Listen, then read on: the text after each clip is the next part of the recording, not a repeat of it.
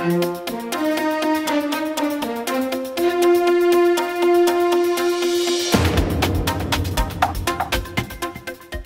pro-biblical marriage leader and a frontline activist in the battle against abortion say the Democratic and Republican candidates for governor are ignoring the concerns of social conservatives. Incumbent Governor Pat Quinn gladly signed the same-sex marriage bill into law. I think it's important that our state be a welcoming state.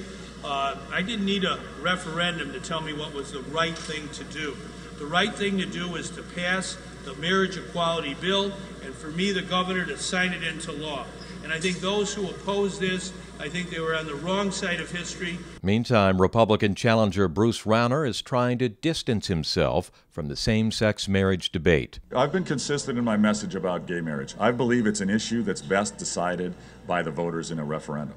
And I said, in order for a bill to pass and be signed by me, it would be in a referendum. Now it's passed, it's the law. I don't have any agenda to change it, and the only way I'd change it is if it were done in a referendum and the voters said they wanted to change it. I don't have a social issues agenda.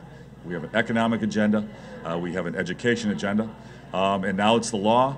I have many gay friends, and if they choose to marry, I hope they have great lives together. Peter LaBarbera, the president of Naperville-based Americans for Truth About Homosexuality, tells IllinoisFamily.org News that the positions Governor Quinn and Mr. Rauner have staked out on same-sex marriage will strengthen gay activism. It's not marriage and it's not civil rights.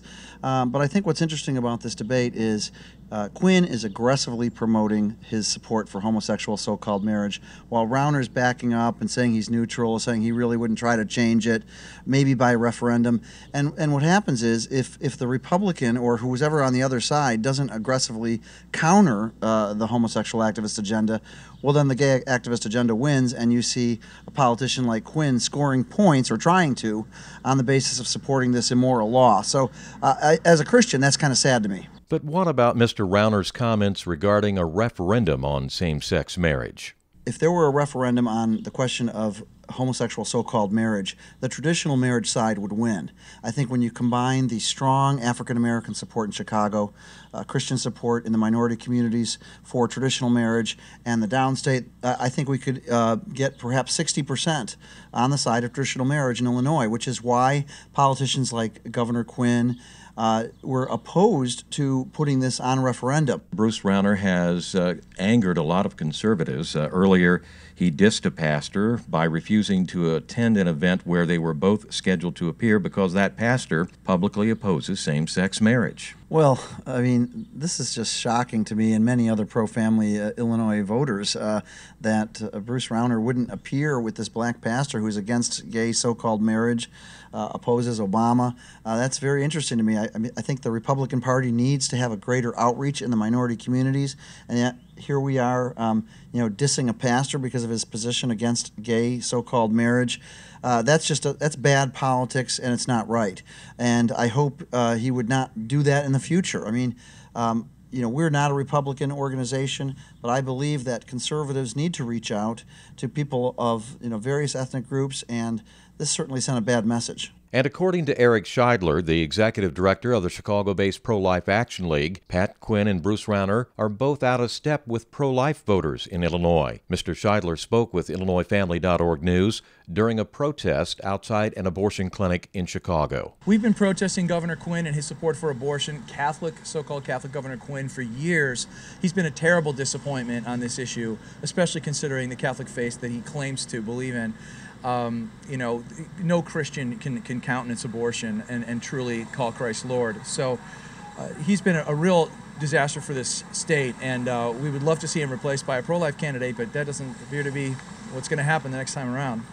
Well, let's talk about Bruce Rauner. He says that he's not a social issues candidate. He's focusing on fiscal matters. You're disappointed. It's no consolation to the unborn child being killed here at Planned Parenthood today that Bruce Rauner doesn't take on these issues. These issues affect Illinois citizens. They affect Illinois families. They affect Illinois children and women and men. So it's simply irresponsible not to take this issue seriously and make it part of your campaign, especially considering how many pro-life voters there are in this state. You have to also be disappointed that Bruce Rauner chose to attend a pro-abortion rights group event and skipped a pro-life event. That's right. Bruce Rauner has not reached out to pro-life voters in any way. I don't see how he can win in this election if he doesn't consider this part of the voting bloc. And it's really going to be on him if he loses this election because of ignoring these issues. Mr. LaBarbera says because many social conservatives are lukewarm at best toward Pat Quinn and Bruce Rauner, they may not vote for either candidate for governor. And the Americans for Truth president tells IllinoisFamily.org News that conservative apathy is also growing not only in Illinois, but also on the national level against the Republican Party establishment and its march away from core values. If they go AWOL on the social issues, there will be competition, and ultimately I think it could even destroy the Republican Party. If the Republican Party gives up on its solid planks against same-sex so-called marriage, against the homosexual activist agenda, against the abortion agenda, a sizable number of grassroots conservatives who are used to be faithful Republican voters might start peeling off, and that's going to hurt the Republican Party. Should pro-life voters pass on the general election or just not cast a ballot for governor? Personally, I never sit out an election. I feel like every election is a battle, and if you don't go to battle, then you can't complain when you lose. So I'll be going to the voting booth on election day and voting for the candidate that I think is going to do the least damage. If I can't vote for the one that would be the best. Despite his concerns about Pat Quinn and Bruce Rauner, the Pro-Life Action League's Eric Seidler says he will vote for governor this fall, but only after careful study of the candidates. A candidate doesn't have to come out against abortion in every single case for pro-life voters to take a look at that candidate, because that's simply not going to happen in the country with the Supreme Court the way it is right now. But there are so many other issues where we can push the ball forward and save babies' lives and protect women from being exploited by the abortion industry. So it's your advice to folks who want to vote pro-life to study where the candidates stand on specific issues related to life matters. You got to look at the voting guides that come out from Illinois Family Institute and other great groups around the state to see precisely where the candidates stand on specific policy issues, and then make the best decision that you can that's going to help as much as possible or avoid the worst amount of harm to these poor children who are so vulnerable at the earliest stages of their lives. For IllinoisFamily.org News, I'm Monty Larrick. This has been brought to you by the Illinois Family Institute, promoting marriage, family, life, and liberty in the land of Lincoln. For more information, go to IllinoisFamily.org.